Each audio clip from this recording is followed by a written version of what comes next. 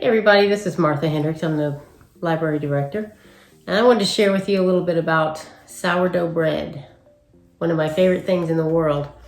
Sourdough bread is something that I've been cooking every week probably for the last 2 years without missing very many weeks. So it's something that I do every single week, and it's a creative process. Sometimes I don't have time to do artwork, which is what I really love to do.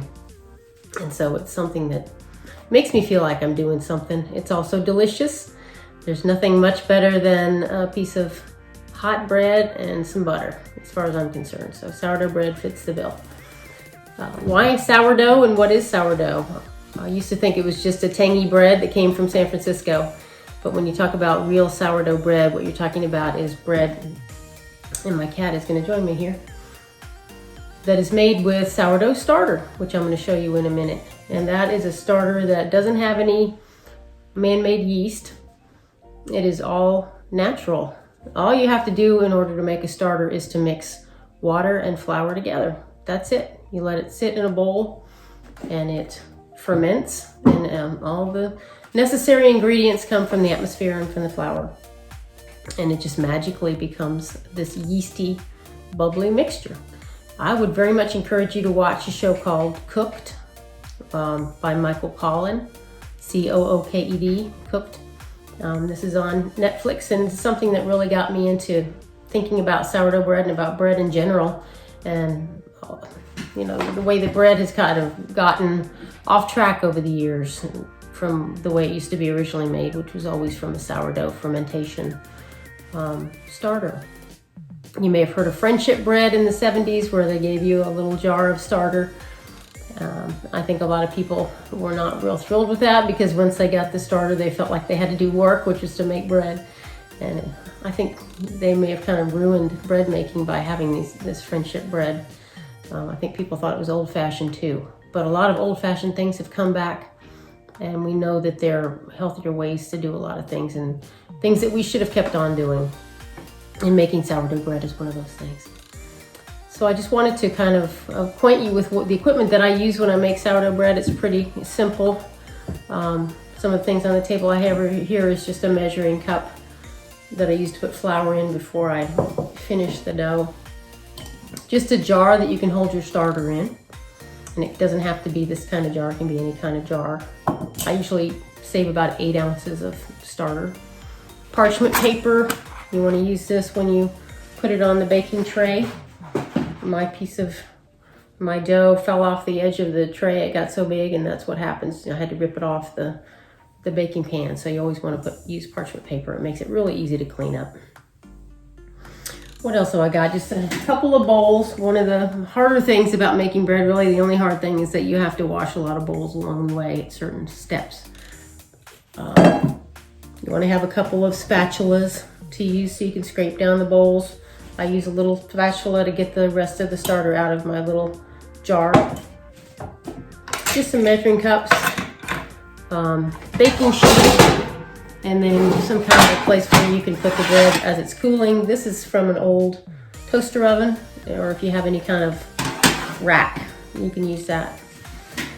The more specialized equipment in this really is for people who have a stand-up mixer. I came into this, I actually started by making pizza dough. I really wanted to learn how to make pizza so I could throw it up in the air, which I pretty much learned how to do once I saw that documentary Cooked. That's really when I got into bread making. And I consider myself a novice. I feel like there's still a lot to learn about making the right bread. I still don't feel like this is the kind of sourdough bread that you see on TV that has a really thick crust and all the holes in it. So I'm working to try to figure out how to make that happen. But in the meantime, the bread and the rolls that I give to people, they seem to really like. And it's delicious no matter if it looks perfect the way it does on TV. Anyway, I came into it and thought I was going to be kneading for 20 minutes, and it just didn't appeal to me. And then I saw a video where somebody was using a stand mixer. And I thought, hey, I have my grandmother's stand mixer, and that's going to be the way to go for me, and it certainly was. This mixer, I was trying to look up the serial number. I think it's from 80 to 87, something like that. And I was very fortunate to get this after my grandmother died. So when I use it, I always think of her. And it does have one of these dough hooks, so you want to make sure you have one of those. This is one of the lift type mixers. You can get them that go up, or they actually lift the bowl up. So since I have countertops, the one where the bowl lifts works really well, and you'll see this in action later if I decide that I'm going to do this whole series about sourdough bread. The flour itself, I got my instructions from the what is it called?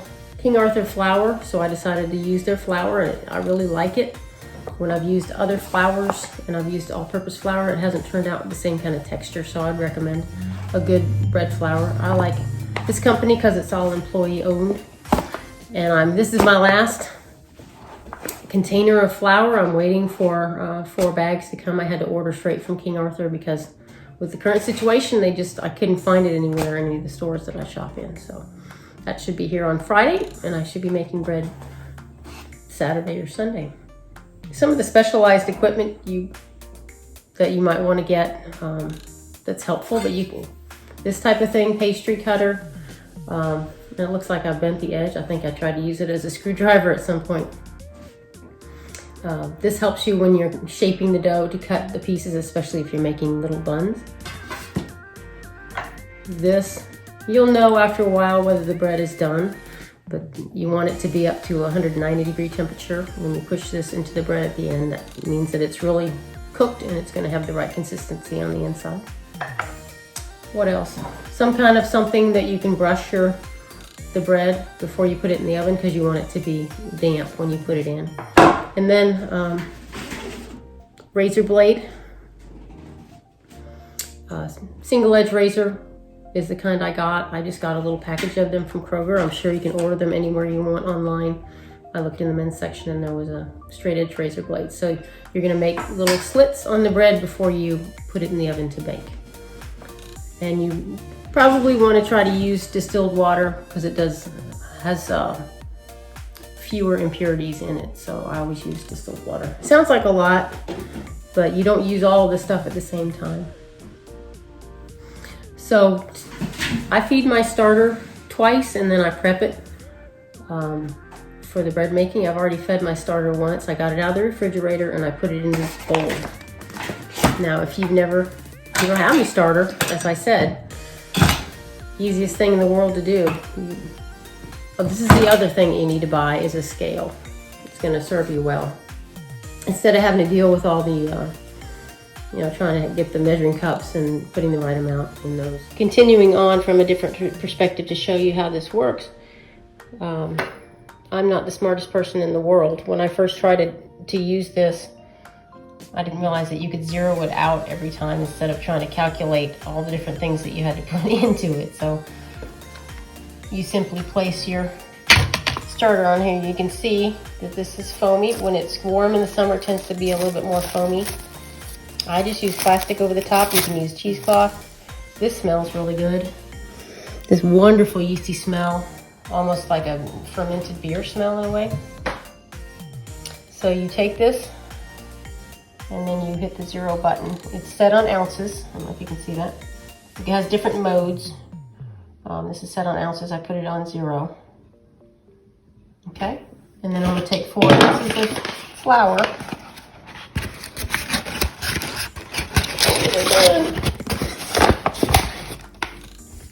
Okay, 4 ounces. Okay, we got 2.7. Trying to keep it in focus here. And 4 ounces. And we can zero it out, or I could just go to 8 ounces.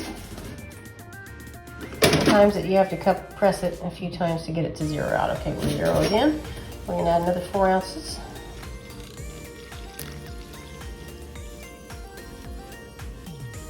Okay, don't often hit it right on the nose, but I did today. And I just take it off there and go ahead and use my tool to stir it up. Now I start out with a heavy bowl. I have a skinny bowl and a heavy bowl. I use the heavy bowl to start. It's hard to stir with holding onto a phone at the same time. You want to make sure you don't have any dry places.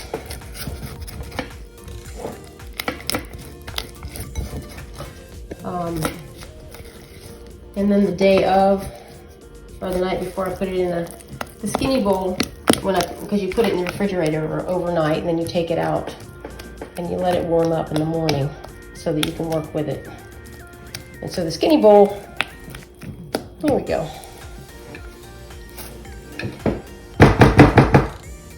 Okay, skinny bowl gets warmer sooner. So here we go, that's it. It is fed. You can already see a bubble peeking out. So it will continue to ferment.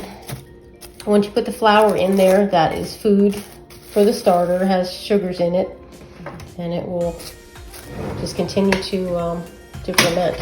Fermentation is an ancient